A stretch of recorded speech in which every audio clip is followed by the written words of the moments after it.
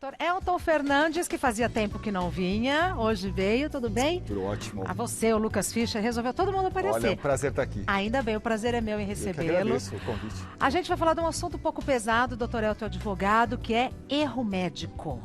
É um tema muito difícil, a gente tem uma judicialização muito expressiva, cresceu muito o número de ações judiciais na área sobre erro médico e a gente tem aí uma explosão de casos. A gente tem, sobretudo, o Brasil é o segundo maior país do mundo em número de cirurgia plástica, por exemplo. Isso dá uma dimensão do volume de casos e, claro, da possibilidade de erros e da quantidade de erros que chegam à justiça.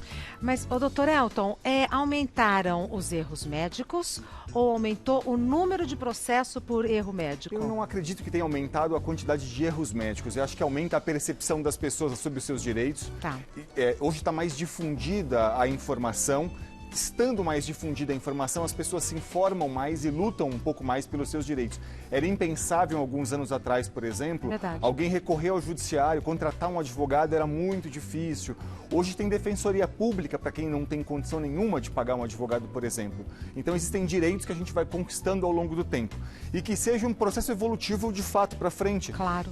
Claro que a gente possa diminuir a quantidade de erros médicos, porque existem questões que podem ser feitas para isso, mas que, claro, as pessoas possam cada vez mais lutar pelo direito sempre que entender que foi erro médico. Perfeito. Vamos responder as perguntas que nos enviaram, começando pela pergunta da Francine.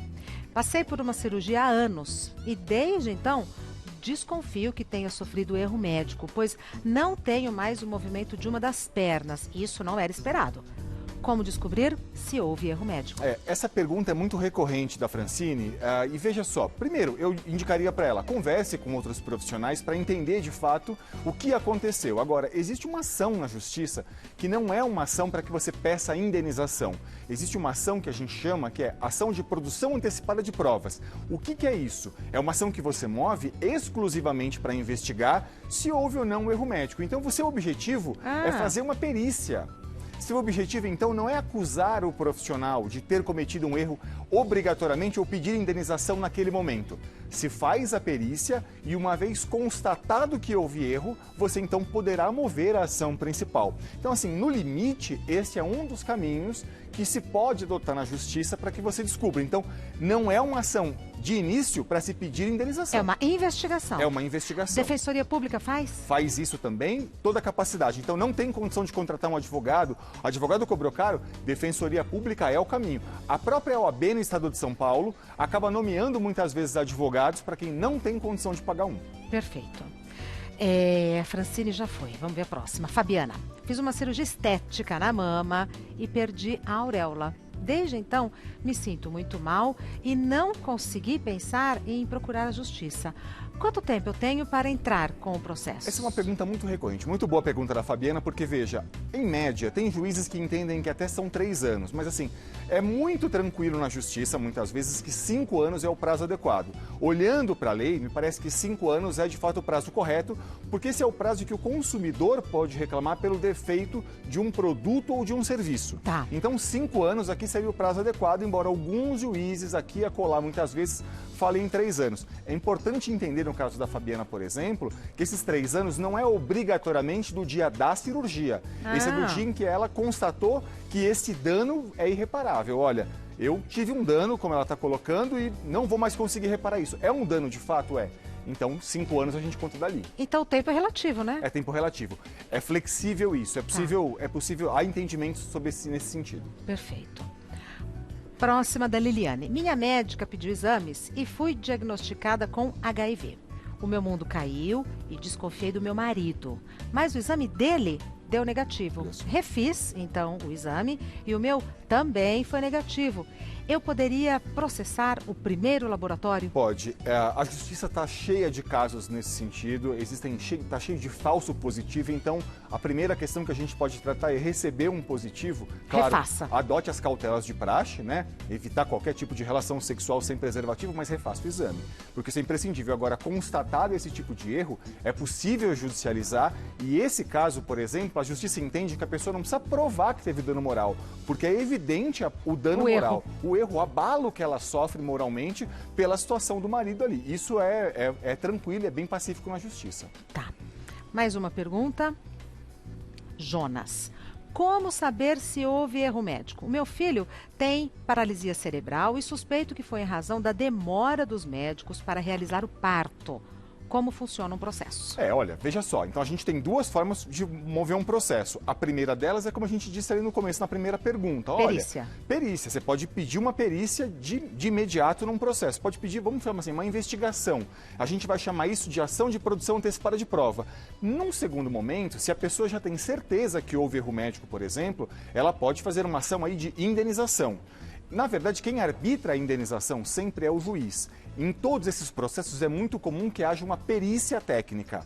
E é importante dizer, a perícia técnica é o juiz que nomeia um profissional isento de confiança do juiz. Então ele nomeia um médico de confiança dele para fazer uma análise dessas questões todas e dizer, tem erro, não tem erro. E aí a gente caminha com relação a isso. O juiz, ao final de um processo constatando o erro, ele define o valor da indenização que será dada a essa pessoa. Tá? Então, duas formas possíveis. Então não dá para saber. O juiz é que vai determinar o valor da indenização. Decide de acordo com o caso concreto. Porque existem muitos parâmetros. Por exemplo, às vezes a pessoa tem quem cometeu o erro tem uma capacidade econômica muito boa. Então, se você fizer uma condenação muito pequenininha, ele não vai sentir.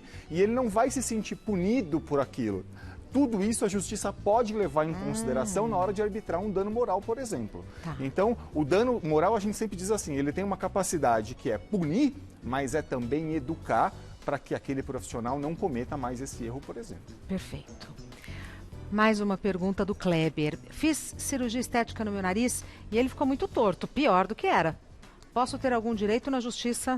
Essa é uma boa pergunta do Kleber, porque assim, ele pode ter algum direito na justiça, né?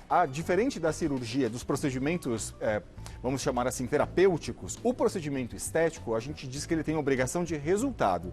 Então, aqui no procedimento estético, não atingiu o resultado, o médico pode ser chamado a indenizar de qualquer forma. Acho que é muito importante para o Kleber, é uma coisa número 1 para a gente dizer para as pessoas. Vai escolher um cirurgião plástico, por exemplo, veja se esse profissional tem inscrição, por exemplo, pela Sociedade Brasileira de Cirurgia Estética. Porque isso é muito importante, saber se esse profissional é um especialista no tema. É um aval. É um aval, sem dúvida nenhuma. Porque quando a gente pega o número de erro médico, por exemplo, do profissional que é especialista no tema, é muito menor do que o número de profissionais que não são especialistas, que não estão inscritos na sociedade brasileira. Isso vale para dermatologista, para todas as Isso é muito importante, especializações. porque você sabendo quem é esse profissional e sabendo a especialização dele, você consegue dimensionar um pouquinho mais se ele é um especialista ou não. Agora, que direitos ele pode ter? Vamos pensar então que ele pode conseguir o valor que ele gastou no procedimento de volta. É uma possibilidade. A possibilidade 2 é, se for possível corrigir este problema, ele pode ter direito de pedir para o médico que fez o procedimento errado pagar uma nova cirurgia. Tá. E ele também pode ter direito, por exemplo, aqui a um dano moral e a também um dano estético, que não se confunde. Uma coisa é o meu sofrimento, a outra coisa é a minha imagem perante as pessoas está prejudicada e então eu tenho um dano separado disso, estético e dano moral, por exemplo. Caçar o direito do médico continuar atuando ou não? É muito raro isso acontecer. O CRM, ele pune 2 tipos de profissionais, me parece, pela experiência. Ele pune o que é o profissional incorrigível, aquele em que já foi advertido, já foi punido e não corrigiu sua conduta, e aquele que não tem a menor noção do que está fazendo ali. Porque o CRM é um órgão muito sério, né? Sim, é um órgão muito sério. E as pessoas acham que eles não punem muitas vezes e não é verdade. Ele Exato. pune. No entanto, vamos deixar uma coisa clara, né, Regina? Assim, olha, o CRM, ele não é responsável por indenizar um paciente. Perfeito. Ele não vai arbitrar a indenização em favor do paciente, mas ele pode punir aquele médico para que o médico, então, refaça a conduta dele e se readeque. Perfeito. Continuando. Francisco, quem define o valor da indenização que o paciente tem direito? A lei estabelece algum valor fixo? Essa é uma pergunta ótima, porque a lei não pode estabelecer um valor fixo. Veja só, vamos pensar juntos. Cada caso é um caso. Cada caso é um caso. A gente tinha uma situação em Roma, quando a gente estuda o direito romano, tinha uma situação muito curiosa, que era assim, o valor de um dano era o valor de um escudo, uma moeda da época, por exemplo. Então, quem tinha dinheiro podia sair dando bolachadas nas pessoas, podia dar porrada nas pessoas, porque ele podia, no final de contas, se a pessoa reclamasse, ele dava um escudo e estava indenizado. A lei de imprensa, a antiga lei de imprensa no Brasil, também tarifou o dano moral. Então ela dizia assim, se um instituto jornalístico divulgar uma matéria tal, o valor da indenização é X. E o Supremo Tribunal Federal, já há muitos anos, disse que não pode. Então, assim, nenhuma lei pode estabelecer valor fixo de indenização. Para nada. Para nada. Por quê? Porque cada caso é um caso, né? Olha, você atingiu a minha imagem para X mil pessoas no Brasil. Ou, olha, foi para meu bairro, para minha comunidade. Tudo isso deve ser sopesado pela justiça. Então, quem define é o juiz. O juiz pode dar até o limite do que foi pedido na ação. E ele não pode dar mais do que foi pedido. Então, se a pessoa pede, por exemplo, 100 mil reais, nenhum juiz pode dar 101. E ele também não pode falar o seguinte, olha, você pediu 100 mil reais, mas eu acho que uma passagem para Paris já está de bom tamanho a você, vou condenar o médico a fazer uma coisa diferente do que você pediu. Ele também não pode fazer. Tem que ser exatamente até o limite do que foi solicitado, tá? Perfeito. Então, pediu, quem estabelece? O advogado pede, mas o juiz é quem define o valor que vai ser arbitrado. Tá. Mais uma pergunta. Betina, sou médica e cada vez mais os pacientes acham que erramos quando o que aconteceu, embora triste, era o esperado. O que você aconselha aos médicos para se resguardarem? Olha, eu acho que é uma pergunta muito interessante do ponto de vista médico, muitas vezes. Falam assim, puxa, mas o que eu posso fazer? O que você tem que fazer é informar o seu paciente acerca de todos os riscos envolvidos e mais do que isso. Pedir que aquela pessoa, por exemplo, assine um documento, que ela cientifique, que a gente chama de termo de consentimento informado, que é, olha, eu vou lhe dar a informação dos riscos que pode acontecer, reflita sobre isso e decida se quer fazer. Porque se quiser, assine. Se quiser, assine. Porque cada um de nós é o senhor de sua própria vida. Nenhum médico pode dizer assim, ah, você não quer, mas eu farei. Sim. Isso não é adequado, né? Cada um de nós tem a sua liberdade, a sua individualidade, cada um de nós sabe o que é melhor para si mesmo. Então o médico faz o quê? A Betina pode fazer o quê? Ofertar a todos os pacientes termo de consentimento informado. Porque hoje, Regina, a justiça tem dito o seguinte, ela tem dito assim, olha, se você não ofertar termo de consentimento informado, por exemplo, você pode ser punido, independentemente de um erro médico, mesmo que não tenha sido erro. É mesmo? Se causou dano àquela pessoa e aquela pessoa não estava ciente de que esse dano podia ter sido causado, já é passível de já punição. é passível de punição. E o próprio CRM, nesse aspecto, pode punir o profissional também. Então, a informação clara e adequada é direito de todo paciente.